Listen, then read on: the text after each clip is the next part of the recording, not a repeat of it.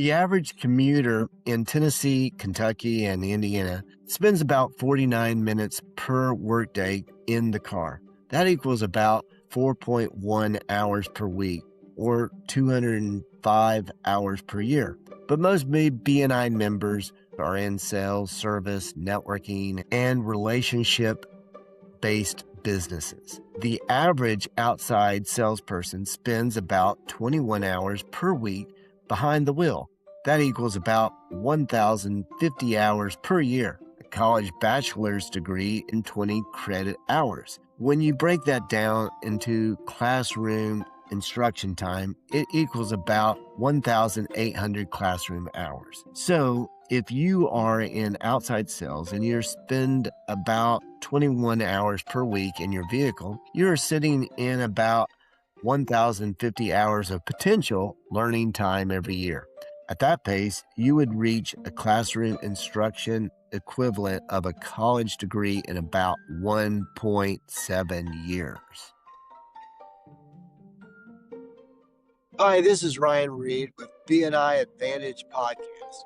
All right, so I'm driving to Florida right now. I'm going to be in a car for approximately 8 hours. This is where you can turn your car into your university on wheels. When you listen to podcasts or when you're driving and you're anywhere for 8 hours, think about how that trip could be to your advantage, really, when it comes to growing mentally and even in the world of business, how you can get so much out. In today's time, when you have Audible and you have Ivan Meister's now on 955 podcasts that you can download and listen to while you're driving, those podcasts have so much information to learn, not just about BNI, but networking, life, how to influence friends and make friends and influence people, and how to give, how to work as a team. It's an endless scope of work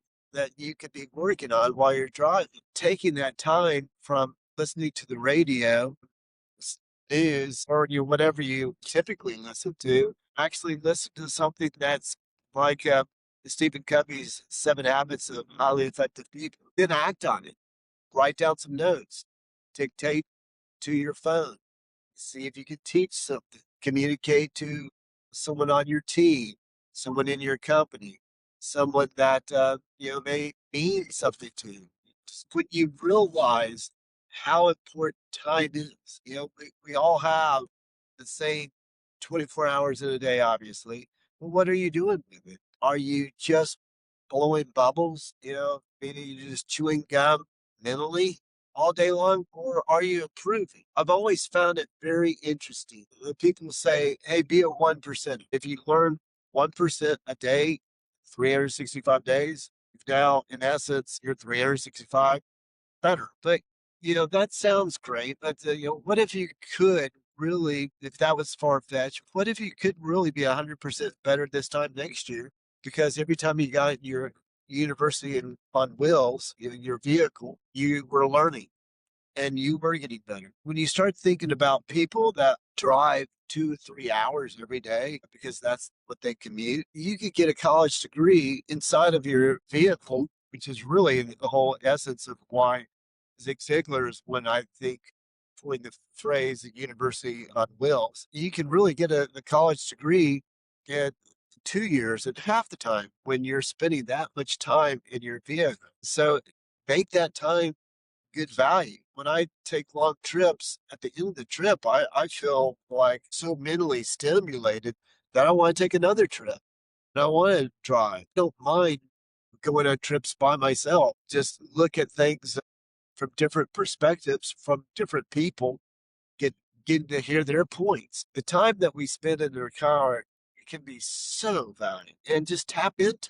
See what it's all about. Are you getting better or are you staying the same?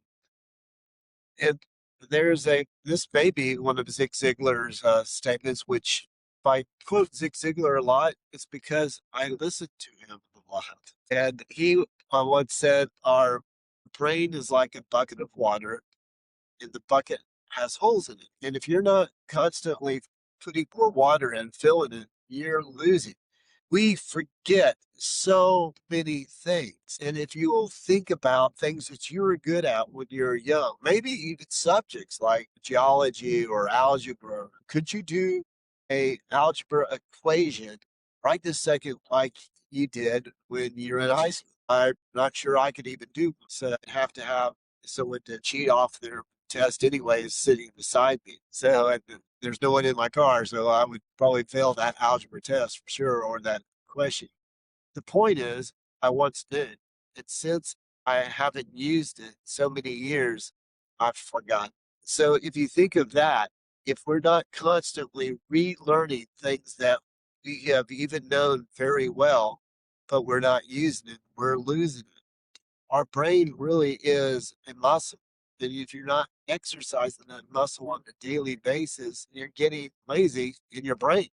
If you think of your brain as a muscle, and if you're exercising it every day, whether you're trying to learn a new language, I would highly recommend Duolingo.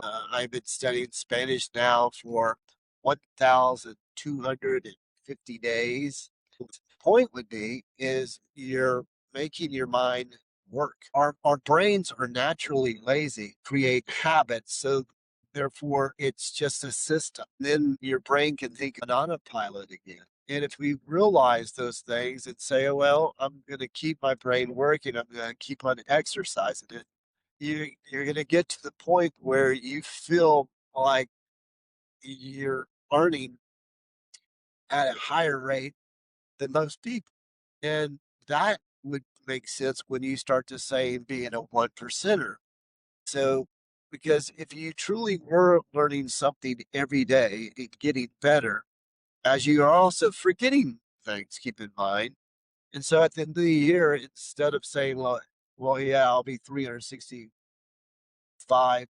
better, I do believe you could be 100% better. But that's all up to a daily workout routine for your brain. Are you getting up early in the morning and feeding your brain some type of exercise? So you know, I have an alarm clock to go to bed. It's at 9 o'clock. My notifications go off. I get a beep, and it's time for me to go to bed. I don't have an alarm clock to get up because my brain wakes me up. It says I'm ready to learn. And I've done it so much, I truly believe my brain says, hey, I'm ready for exercise. I'm ready for that positive feeling that I get once I do it. So what happens is I wake up around 4:30, usually at the latest 5 o'clock. And I get up, drink 16 ounces of water as I'm making coffee, and then I go straight to where our television is and put on YouTube and put in something that I want to work on, like Dan Martell, who's a business coach. When he starts his podcast, he says,